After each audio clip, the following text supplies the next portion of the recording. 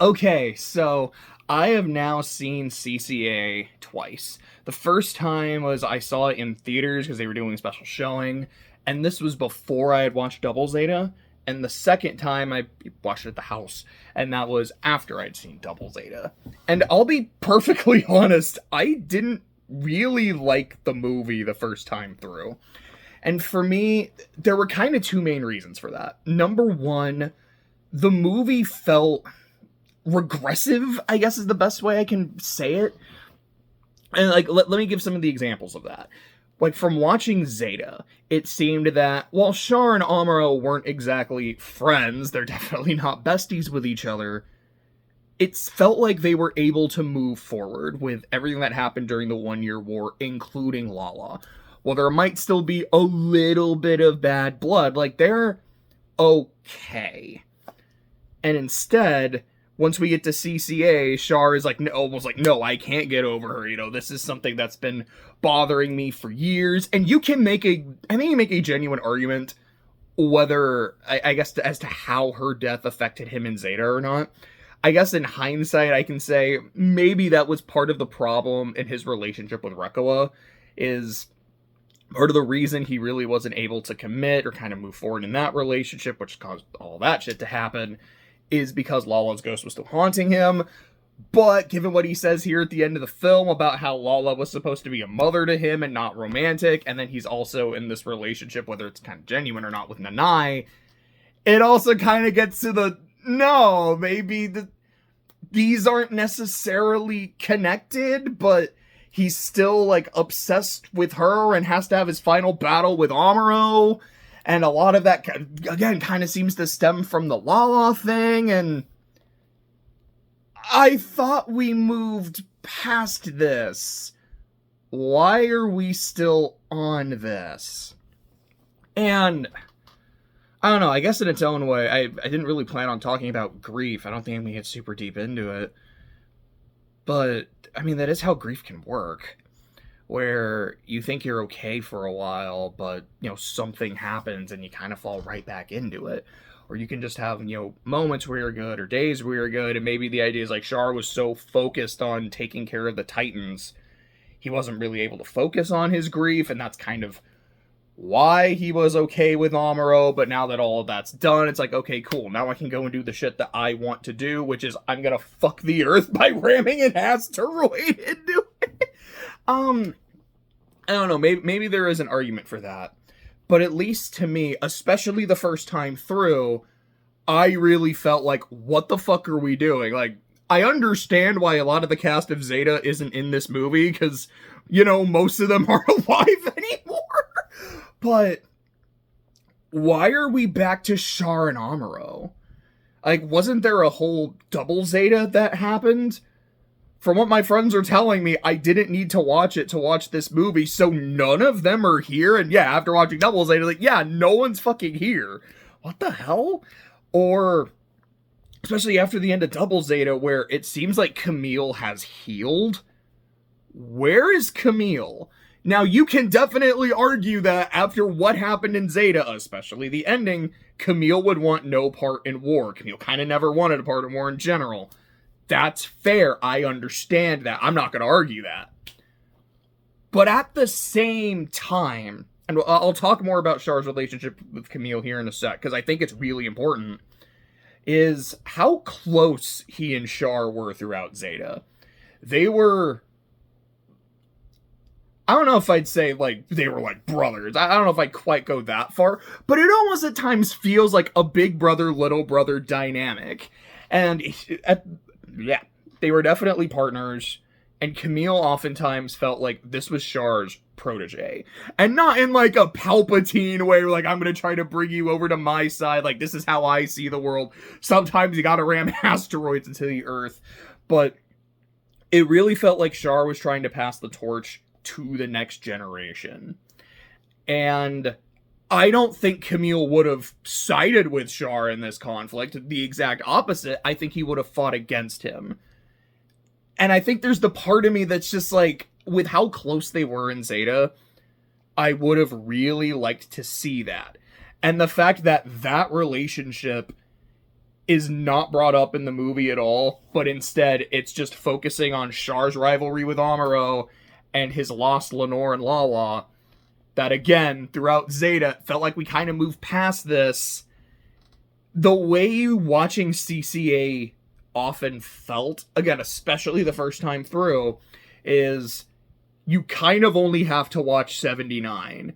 Zeta doesn't matter, and Double Zeta doesn't matter. And as someone who hadn't watched Double Zeta yet, that didn't super bother me. It just kind of felt weird. But as someone who watched Zeta and loved Zeta, I really didn't like that. The other major issue was just all the new characters they added. Because, like, okay, June I thought was okay. I didn't really get invested in him. Hathaway, I was, like, almost invested in, and then by the end of the movie, like, I don't really know about this guy. What the fuck? Chan was fine. I was like, wait, wasn't Amuro in another relationship in Zeta? What the fuck happened there? Like, I don't know, they seemed like they were really close. I guess they broke up. Just kind of another one of those, like, what happens in Zeta stays in Zeta. That's almost how it felt. Like, yeah, what happens in Zeta stays in Zeta. You can just skip Zeta to watch CCA. The only thing from Zeta that, like, really I feel like stuck is Char kind of maturing into a leadership position because he becomes the leader of Neo Zeon. But the main thing I was trying to get to is, again, they added all these other new characters, like, then there's Kess.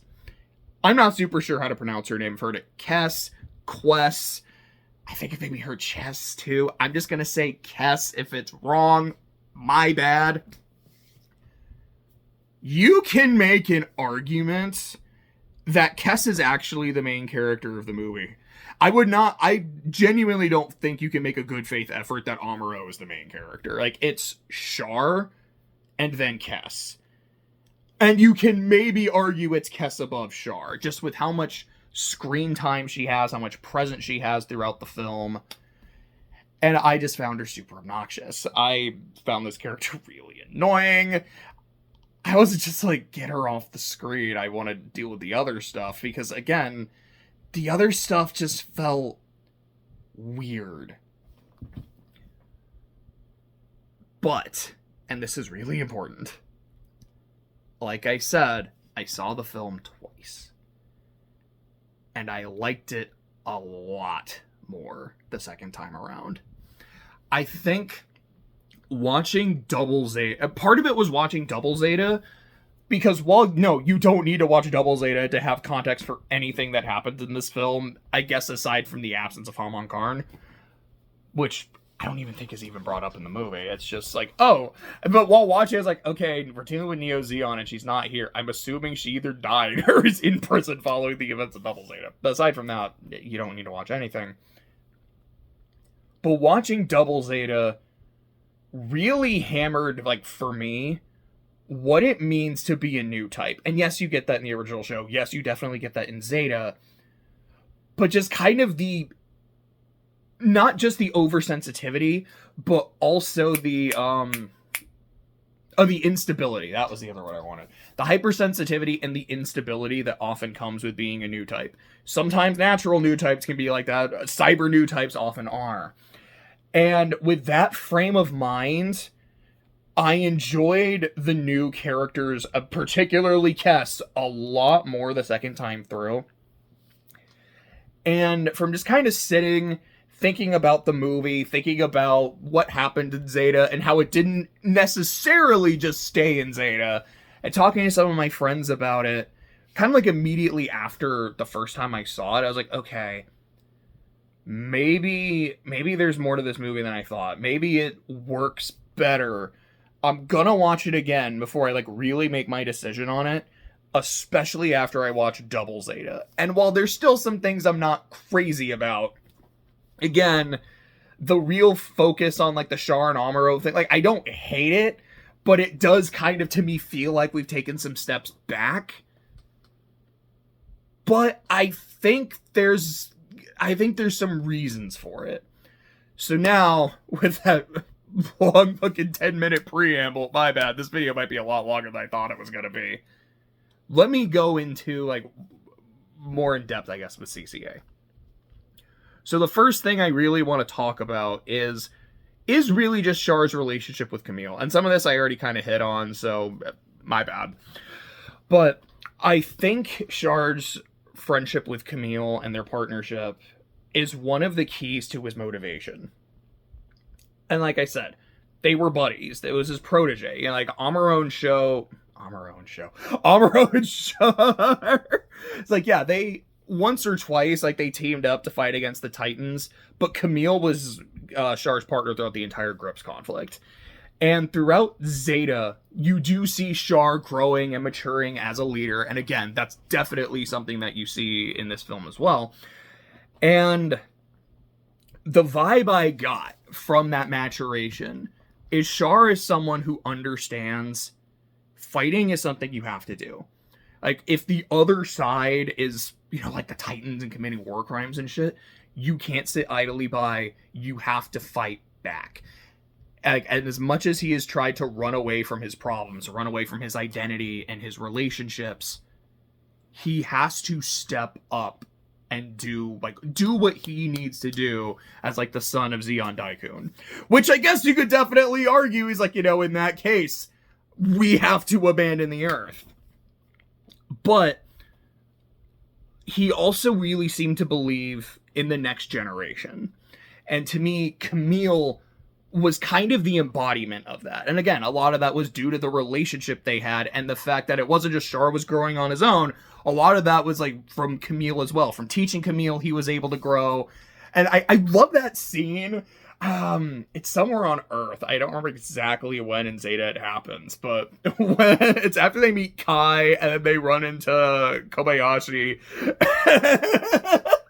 Because, well, I'm not Char like you think I am, but if I were Char, this is what I would say. It's fucking hilarious. And the Camille just, like, punches him. He's like, dude, man the fuck up. Step the fuck up. And, I mean, let's be honest, the bright slap didn't work. That's not what turned Amuro into a living legend. After that happened, he's like, no, I want to leave the white base out of spite. This time, it was like the bright slap didn't work. The Camille punch actually seemed to work, and it kind of did seem to be the catalyst of Char changing his mindset and kind of starting to want to step up more. At least that's how I saw it. Camille is someone who's really important to Char, and again, to me kind of symbolizes, in a way, what he's fighting for. Then the end of Zeta happens, and Camille gets his mind destroyed by the Titans. He gets his mind destroyed by the Earth. Patmos wasn't from Earth. Patmos was from Jupiter. But his group represented the Earth. And I think, to me, that's the part that Char's mind kind of latched onto. It's like my friend that I was really close to, you know, this person that I, you know, almost kind of, not necessarily passing the torch to right now, but I'm trying to pave a way for him and his generation. He was lost fighting against the Earth. Look at what the Earth has taken from me. Look again at what the Earth has taken from me. It took Camille, and Amuro, when he was fighting for the Earth, took Lala. I hate this fucking planet. And to me, yeah, like, that's, I feel like the loss of Camille kind of, like, unearthed, in a sense, not trying to use the pun there, but it kind of brought back that grief of Lala. As this is what this planet does.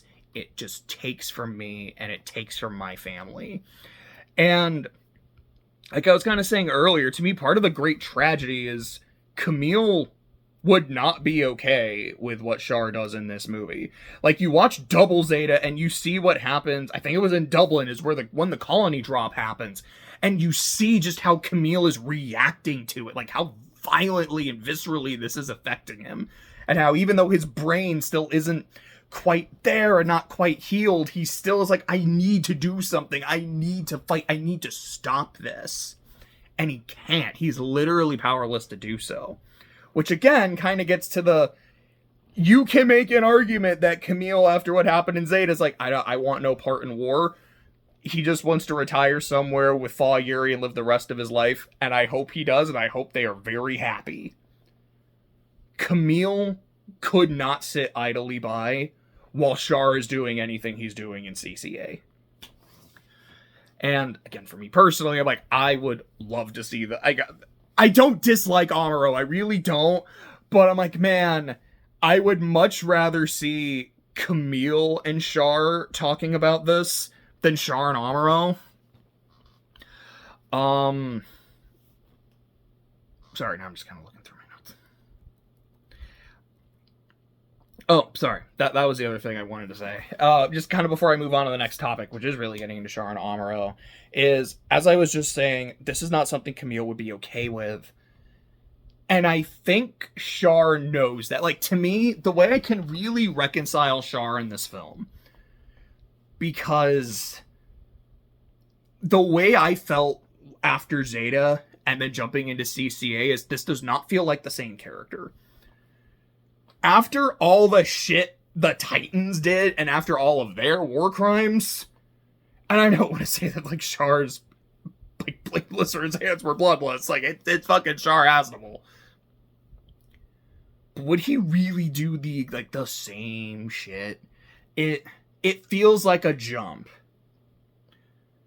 And there's also points in the movie, to me, where it feels like Char knows what he's doing is wrong. And like a couple examples of that are, number one, during that final fight with Amuro, the fight that he's been wanting throughout the entire movie, he's like, I have to have this.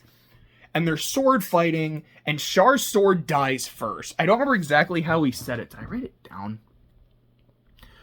Oh, no, I think I have it specifically in the Char and Amuro part. But he kind of says something about how it's like, my sword gave out faster.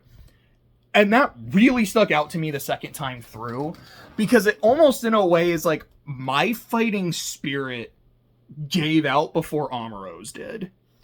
And I think, again, part of that is, I know what I'm doing is fucked. I know it's really, really bad, and there's a part of me that doesn't want me to do it.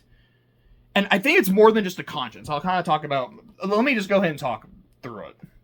Sorry, this is a bit more rambly than I wanted the video to be. I think the character we see in CCA is a combination of Char Aznable and Lieutenant Quattro Bagina. Char Aznable wants to fuck over the Earth. Char Aznable wants to avenge Lala. Char Aznable wants that final battle with Amuro. Lieutenant Quattro Bagina knows that he is going way too far. Just the name Quattro Bagina always kind of, I'm saying it with a straight face, it's kind of hard to. It's a really fucking silly name. But Lieutenant Quattro is the side of him saying, what you're doing is wrong. And almost kind of like does shit to try to stop it. I think like the fighting spirit giving up that's kind of Quattro winning out in that moment. I feel like him giving Amuro the Psycho Frame data, even as Char says, he's like, if we're going to have our final battle, I want it to be on equal footing. Like, I don't want to just kick your ass. Sure, I can see that. But to me, even the first time through, it really stuck out. I was like, hold on. I think he did that because he knows he's gone too far and is hoping Amuro stops him. And while throughout most of the movie, it's Char Aznable that is kind of I don't necessarily think like he actually has like a dissociative identity disorder. It's just like that, but he was Quattro for so long. I think it has more say in him than he'd care to admit. And like that's how his conscience manifests. And I feel like when he sent the shit to Amuro, it was, I want you to stop me, and I'm giving you the tools to do so. There's also that moment when they're on the Earth, And, like, he's in the mansion, he's doing the negotiating, and he's like, Amuro, if you're here, I hope you can sense me. And, yeah, like, the way it's presented in the film, it's very much a taunt. Like, hey, Amuro, I'm doing some real bad shit. Because I think that's when he's, like, buying Axis. He's like, I am getting the last piece of my plan. Are you here? Can you feel me? Can you, like, sense what I'm about to do? If you can, come stop me. Like, it's a taunt. But rewatching it, I'm like, I don't know. It almost kind of feels like, Amuro, if you're there, you need to come stop me. And you need to do this shit now. Because I'm almost done. This is like the last piece of the puzzle. You need to stop me now. And I find that really, really interesting. And yeah, the first time through, I was like, this doesn't feel like the same character. But, like, what the fuck? Now it's made me appreciate his characterization in the film a lot more. Now I'm just kind of going to talk about Char and Amuro for a bit. And sorry, I actually want to take a look. Here, hold up. I'm going to pause the video real quick, take a look at my notes, and then resume. Okay, sorry. There was like a whole paragraph that I've essentially kind of already talked about. So now we're talking about Char and Amuro. I want to talk about their conflict, not in terms of the actual fighting, although like the movie looks great. Like, the fighting is really cool. Really what it means thematically. Both of them, what I really like about their conflict here is both of them essentially want the same thing. We believe in humanity's potential to change. We believe in the era of new types, where humans are more sensitive, where we're more empathetic, where, maybe we can actually live in peace with each other. Char believes that can only happen through taking action. Humans will not change on their own. Something has to ignite it. You can't have a spark without, like, friction, I guess.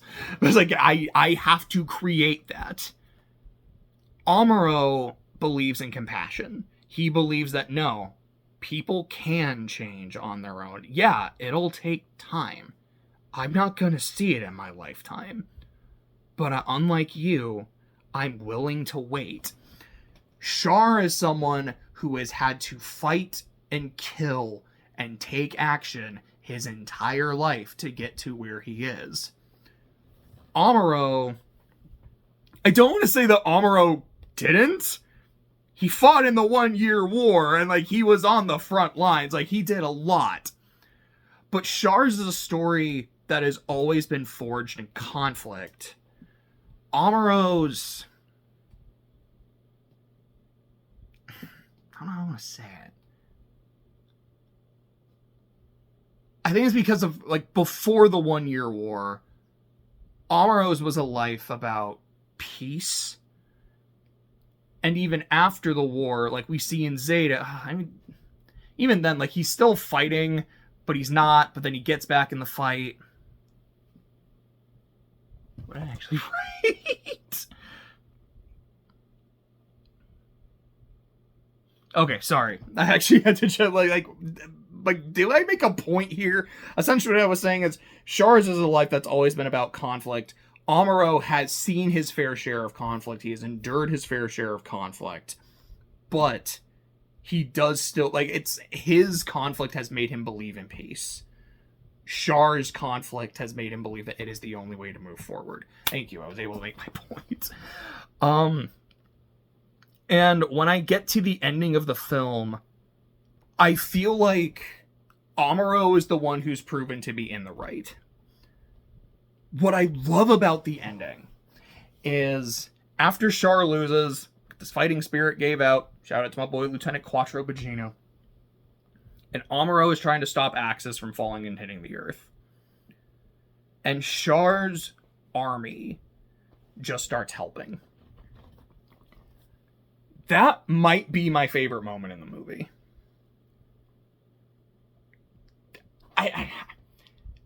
there's part of me that says, I think this is his army kind of coming to that same Lieutenant Quattro conclusion of what we're doing is wrong.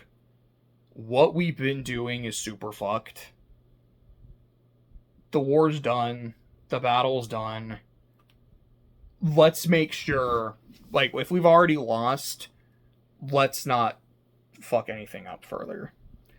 And I think part of it is also, which I mean, they kind of joke about it, like, we're not going to let the Earth get all the glory, which I think is kind of fun, but I think part of it is just seeing how hard Amuro is fighting here. It's like, this dude is trying to single-handedly stop Axis from falling into the Earth. And it's like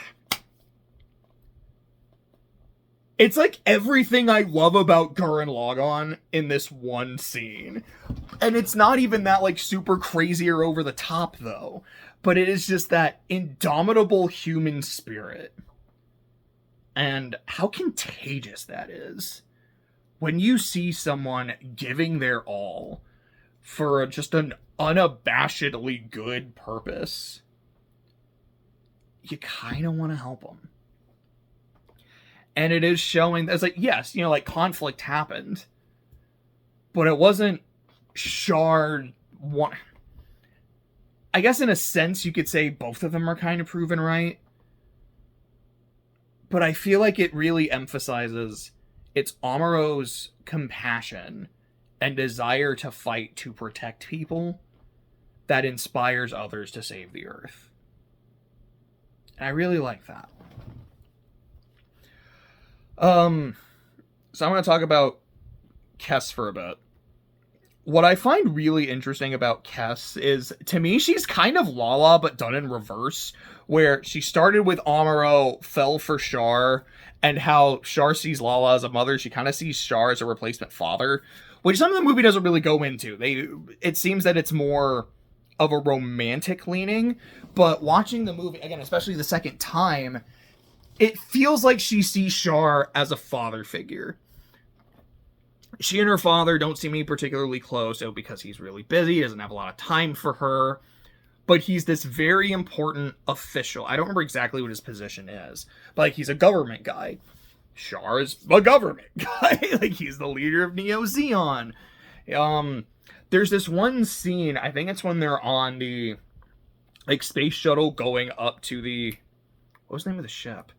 Because it wasn't the Ari one, it's not the White Page. But, like, when they're going up to Bright Ship, there's something her father, like, does or says, and Kess just kind of, I don't remember what she says, but it's something like, she sees him as being very weak and being very pathetic. And then you look at Char, like I said, also a government official, but someone who isn't weak, is not cowering, is someone who always has presence, seems like he's always in control, he's always so cool, and who's actively paying attention to her. Everything, it feels like he's everything she wanted her father to be, and that's why she gravitates toward him. Oh, also, this I think she's the character. It's either she says it is Char says the gravity line to her, like, the soul's weighed down by Earth's gravity, and she's like, damn, that's the most beautiful thing I've ever heard. Anytime I hear a line similar to that, I just fucking clap. I can't help it. But like I was saying earlier, reflecting on Zeta and watching Double Zeta made me appreciate how the new types are in this movie, especially Kess, a lot more. And one of that is because, like I said earlier, new types aren't always stable. We see characters switch allegiances, they get overly emotional, they get very quickly attached. That's just par for the course. And just some examples of that. Bicha and Mondo were constantly switching sides in, like, the first third or so of Double Zeta.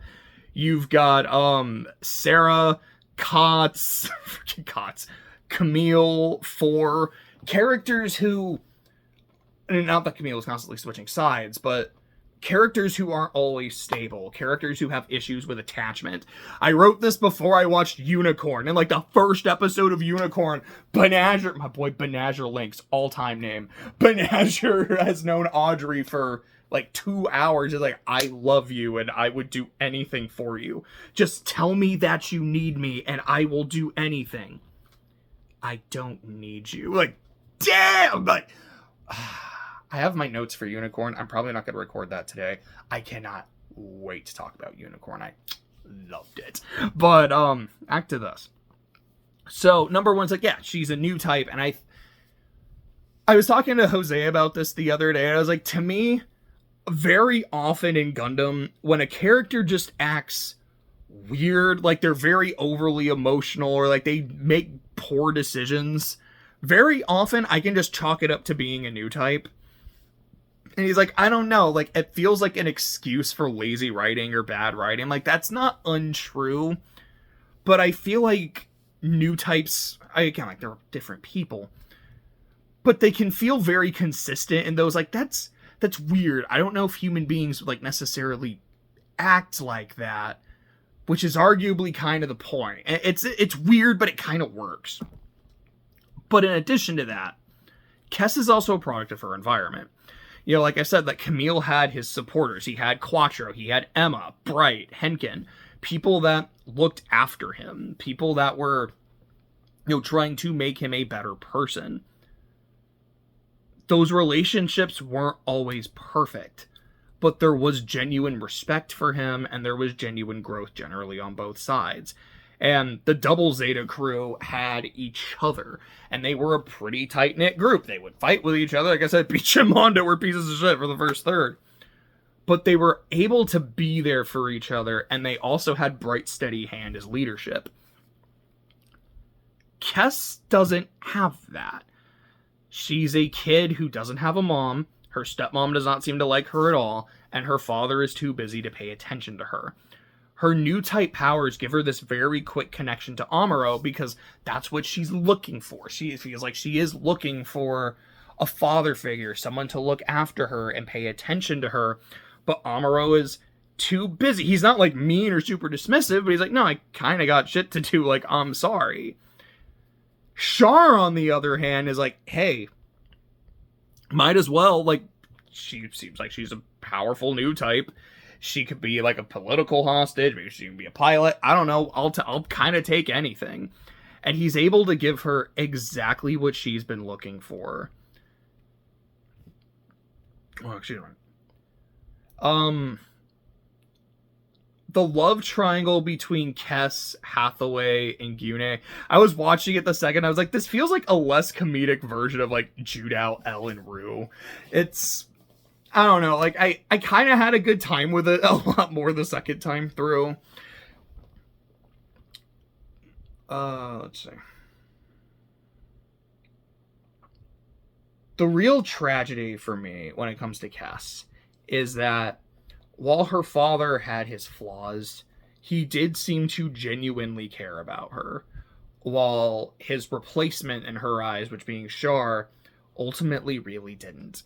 He sees her as a tool for his own ends rather than the next generation he's fighting for. I go back to Double Zeta and Mashmir's final explosion and Haman Karn. I don't remember exactly how she phrased it, but it's something like, well, there goes another resource. And honestly, like, the more I think about it, I don't think she was really that cold. I think it's kind of her just kind of trying to stay in the moment. And not to say that I think she and Mashmir were, like, super close. Like, she can be cold. But I do feel like it's her almost kind of keeping up appearances. Because, like, you know, that was... I mean, he was a valuable resource. He was a good warrior and shit. But, I do feel like that is just kind of how Char sees Kess. This is not the next generation he's fighting for like Camille was. This is not someone he feels a genuine connection with like Lala. It's just... she's another tool. Let's use her while we can. I just kind of want to wrap up by going over some other observations, just some other shit that stuck out to me in the movie. This is gonna be pretty short. Number one, Gyune's desire to overthrow his boss to impress the girl he's simping for reminded me a lot of Glemmy Toto. And I don't know, I just... even the fact that, like, when he's using, what's her name, like, Karia as a hostage, that's, like, the exact shit that Glemmy was doing with Lena, and yeah, I wasn't expecting to be reminded of Glemmy Toto in this movie, so there we go. Number 2, Hathaway reminded me a lot of Kotz. That's not a good thing. I know there's a thing called Hathaway's Flash, which I think it's a book series. I think there's supposed to be a movie trilogy, and I think the first one is out, and 2's maybe in production. I don't know if I'm going to check it out. Number 3, I love that it's Axis that is being used as the asteroid, just because, again, it's like, that's kind of the thing where before Double Zeta, I'm like, all right, whatever. After Double Zeta, I'm like, oh shit, that's really cool. Like, I know this place. I have a connection to this place. Huh.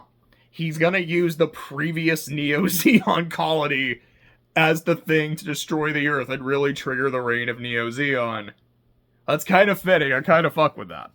I got really attached to it during Double Zeta. There's this one line, I don't remember exactly when he says it, where Char's talking about, like, oh, I have to shoulder the evils of humanity, you know, so we can move forward and whatnot. And I was like, huh. That's very Lelouch-like. Is Lelouch a Char clone? And that's kind of what really made me think I need to rewatch Code Geass now that I've been watching Gundam. Not just to see, like, if Code Geass holds up, because I had watched it a few years, like, back in law school, so that was, okay, it's been like a decade or so. But last time I saw it, I was like, no, it holds up. I still liked it. I still like it a lot. How is it as a Gundam show? Because it might be a pretty dang good one. Or maybe it won't be. I don't know. Yeah, I mentioned I clap every time someone talks about being weighed down by Earth's gravity. I don't know. I just get a kick out of it. This is something I mentioned earlier, just Char's relationship with Nanai. And whether it's just for appearances. Gosh, I've read that Tomino interview with Anno. I almost said Amuro. With Anno about CCA and the shit about Nanai. I'm not even going to repeat it, but it's fucking weird, man. But you can make an argument as to, is this a relationship that's just for show? Is this a relationship where he actually does feel something for someone? Is this just because he kind of needs companionship? I don't know. But the fact that he's at least in public seems to be openly committed to her and shit. I was like, okay, it feels like he learned his lesson with Rekawa, and I appreciate that. I appreciated that. And the scene where Kess runs into the bridge and is like, am I just a substitute for Lala? And everyone just turns and gives her that look. It's so funny. That part cracked me up. I think that's about all I have to say. I was just kind of going over it. So again, in summation, the first time I watched it, I did not care for it. I felt like with just the things the film were focusing on were either not super interesting to me, or it felt like we were kind of taking a step backwards and ignoring the other series that had happened. Now that I've had time to watch the next series, reflect on, you know, what happened previously, and watch the film a second time, I kind of fucking love it. And even as talking through it, I feel like even some of those other elements, like, because I thought about Camille, it's like, yeah, I think Camille just made him, like, super angry and, like, fuck the Earth. But I didn't even think about that, yeah, that probably, again, not to use the pun, but unearthed all that grief for Lala. And yeah, that is kind of how grief works. That is how loss works. I'm like, huh. Yeah, it is a movie where the more I think about it, the better it gets. And I do really like that. I do really appreciate that. So that's it for CCA. Finally got this ding video done. The next Gundam project for me is Unicorn, but like I said, I've already watched it. I've done my notes on it. I don't know when I'm going to record it. Hopefully sometime next week. But I'll see you then, or whatever the next bit is going to be.